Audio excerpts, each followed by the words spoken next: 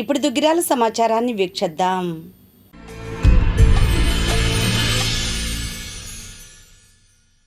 దుగ్గిరాల మండలం చిలువూరు గ్రామంలోని నంబూరు డొంక రోడ్డులో 2026-27 ఆర్థిక సంవత్సరానికి సంబంధించి మహాత్మా గాంధీ గ్రామీణ ఉపాధి హామీ పనులను బుధవారం ప్రారంభించారు. ఈ కార్యక్రమానికి ముఖ్య అతిథిగా ఎంపీపీ షేక్ జబీన్, గ్రామ సర్పంచ్ చిలువూరు మాణిక్యం హాజరై ప్రత్యేక పూజా కార్యక్రమాలు నిర్వహించారు. మొత్తం ఈ ఏడాది 10,500 పనిదినాలు జరుగుతాయని అధికారులు తెలిపారు.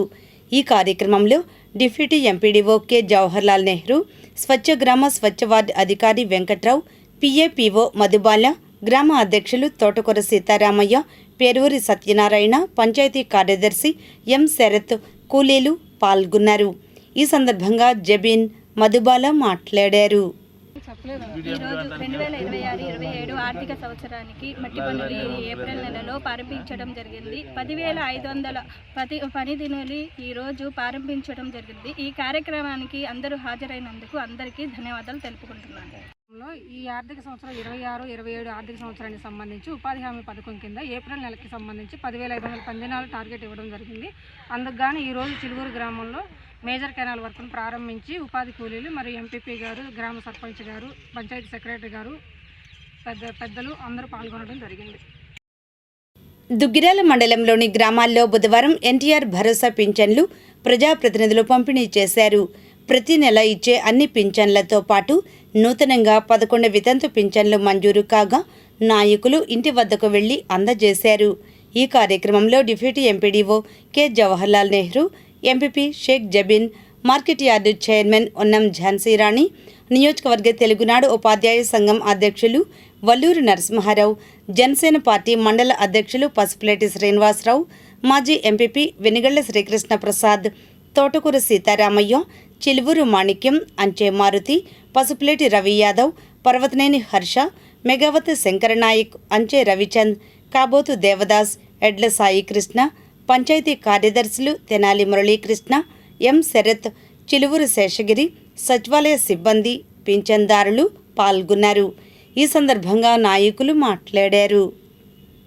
ఎన్టీఆర్ భరోసా పెన్షన్ను ఈరోజు దుగ్గిరాల మండలంలోని చిలువూరు గ్రామంలో అధికారులతో, కూటమి ప్రభుత్వ నాయకులతో కలిసి పంపిణీ చేయడం జరుగుతుంది. భర్త పెన్షన్ తీసుకుంటూ చనిపోతే భార్యకు వెంటనే పెన్షన్ను అందించడం జరుగుతుంది. కూటమి ప్రభుత్వం గెలిచిన దగ్గర నుంచి 3,000 ఉన్న పెన్షన్ని 4,000 చేయడం జరిగింది. వికలాంగులకి 3,000 ఉన్న పెన్షన్ని 6,000 చేయడం జరిగింది. ప్రతి నెల 1వ తారీఖు అధికారులు ఇంటింటికి వెళ్ళి పెన్షన్ను అందించడం జరుగుతుంది. 1వ తారీఖు ఆదివారం వస్తే ఒక రోజు ముందే పెన్షన్ను అందించడం జరుగుతుంది. దుగ్గిరాల మండలంలో మొత్తం 11 స్పోర్ట్స్ పెన్షన్లు అందించడం జరుగుతుంది. పెన్షన్లు అందించడం వల్ల ప్రజలు చాలా సంతోషంగా ఉన్నారు. ఈ అవకాశం కల్పించినందుకు చిలువూరు గ్రామ ప్రజల తరఫున కూటమి ప్రభుత్వానికి ధన్యవాదాలు తెలుపుతున్నాను. నమస్కారం అండి. ఈరోజు దుగ్గిరాల గ్రామంలో షేక్ జాయిదా గారి భర్త ఆయన యాసిస్తో చనిపోగానే వెంటనే ఆమె అప్లై చేసుకున్నారు. వెంటనే 2 నెలల్లోనే ఆమెకి పెన్షన్ మంజూరు చేయడం జరిగింది. వారు ఎంతో సంతోషంగా ఉన్నారు. ఈ వెంటనే నెలకే మంజూరైనందుకు గాను మన లోకేష్ గారికి, అలాగే మన చంద్రబాబు నాయుడు గారికి ఆమె ప్రత్యేకంగా కృతజ్ఞతలు తెలియజేస్తున్నారు. ఇది మంచి ప్రభుత్వం కాబట్టి మనకి అన్ని వెంటనే కూడా మనకి అభివృద్ధి సంక్షేమం అనేవి తొందరగా జరుగుతున్నాయి అని చెప్పేసి ఇందుకు నిదర్శనంగా తెలియజేసుకుంటున్నాను.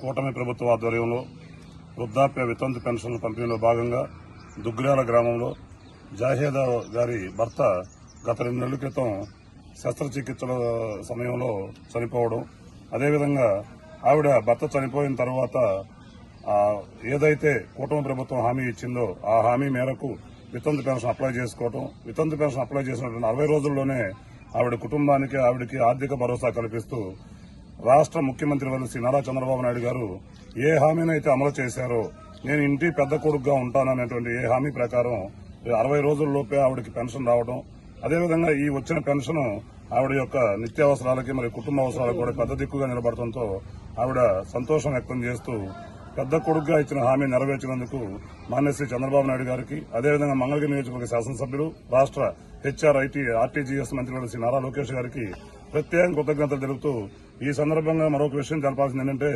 గత 4 నెలల నుండి ఇదే ముత్తుజానగర్ ఏరియాలో దుగ్గిరాల గ్రామంలో ప్రతి నెలా కూడా కొత్త పెన్షన్ మంజూరు చేయటం, ప్రతి నెలా కూడా సీఎంఆర్ఎఫ్ నుండి కూడా 1,00,000కు పైగా నిధులు ఇవ్వటం.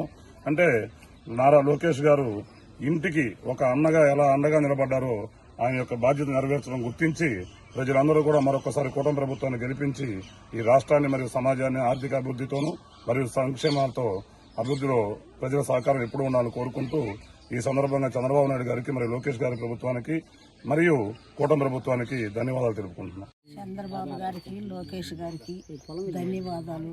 మన కూటమి ప్రభుత్వం వచ్చినాక మరి పింఛనీలు భర్త చనిపోయిన ఎమ్మటే నెలలోనే వాళ్ళకి ఇస్తున్నారు కాబట్టి మరి మనం ఎంతగానో సంతోషించే ఇది మనకి. మరి మనం ఇంకా మంచిగా జరిగిపోవాలని చంద్రబాబు గారికి, లోకేష్ గారికి మరి ఒకసారి ధన్యవాదాలు చెప్తున్నాను. మరి ఇంకా ఎవరన్నా ఉంటే వారికి కూడా ఇచ్చే మార్గం తొందరలో చేయమని అందరికీ ధన్యవాదాలు. షేక్ జాహిద్ అండి నా పేరు. మాది దుగ్గ్రాల గ్రామం. మా ఆయన చనిపోయారండి డయాసిస్తో. ఇట్లా పెన్షన్ 2 నెలల్లోనే మాకు ఇచ్చారండి.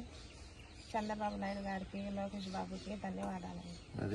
తెనాలి విజయవాడ ప్రధాన రహదారి అయిన దుగ్గిరాల ఇన్సాన్ గ్యాస్ ఏజెన్సీ దోస్త్ వన్ సేవా ట్రస్ట్ ఆధ్వర్యంలో ప్రతి ఏడాది నిర్వహిస్తున్న మజ్జిగ చలివేంద్రాన్ని బుధవారం ప్రారంభించారు.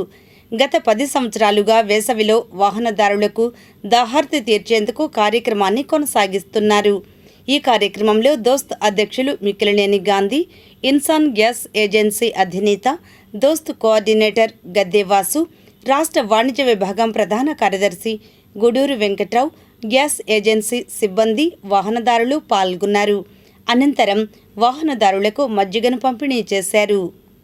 రాష్ట్ర మంత్రివర్యులు, నియోజకవర్గ శాసనసభ్యులు నారా లోకేష్ సహకారంతో దుగ్గిరాల యాదవపాలెంలో ఆరోగ్య సంజీవని రథాన్ని బుధవారం ఏర్పాటు చేశారు.